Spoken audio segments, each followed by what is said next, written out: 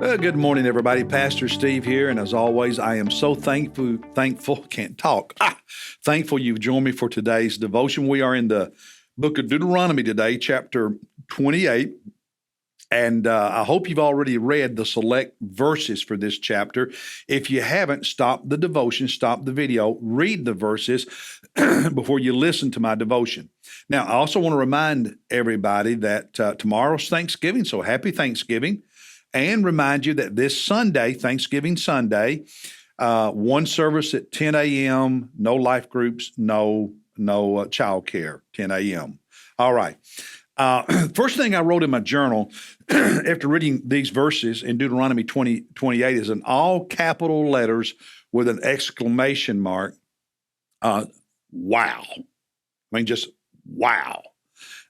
Moses warned the people of Israel. This is shortly before Moses died and Joshua led them into the promised land across the Jordan River, Battle of Jericho and all that. And Moses warns the people that what's going to happen in the future when they disobey God. He even mentions that in the future, in verse 36 in this chapter, they will have a king. This is at least 200 years before they had their first king. And Moses tells them, one day you're going to have a king. And through Moses, God warns the people that if you disobey me, God says, here's what it's going to be like. And we've already in our readings last week and the first part of this week seen an example of that in the life of King Saul, Israel's first king, and Samuel the prophet's warnings to the people at that time. And the verses in this chapter point forward to future military defeats for Israel, including the Babylonian captivity that happened in the 500s BC. And even points to problems they will have beyond that. They'll be in exile. They'll have struggles. They'll be invaded by other nations. That when they obey God, there will be blessings. But when they don't, man, there's going to be all these problems. And when you read the history of Israel in the Old Testament, they had a few good kings and seasons when they were godly and blessed, but they had a lot of ungodly, bad kings and many seasons when the people of the nation were sinful and didn't fully devote themselves to God, and all the exiles and military defeats and economic problems and struggles they had because that. And then you get down to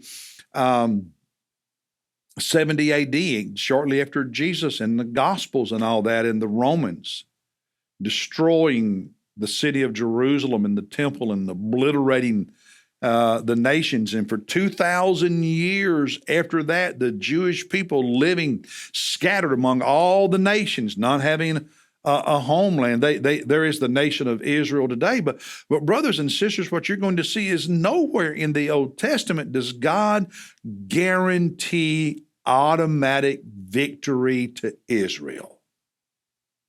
He just doesn't.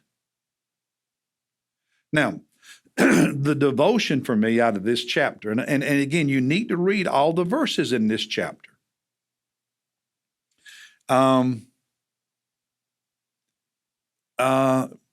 Because he says in verses 1 and 2, if you do what I tell you, there's all that list of blessings. But in verse 15, if you don't, then here's all these curses. The devotion is disobedience.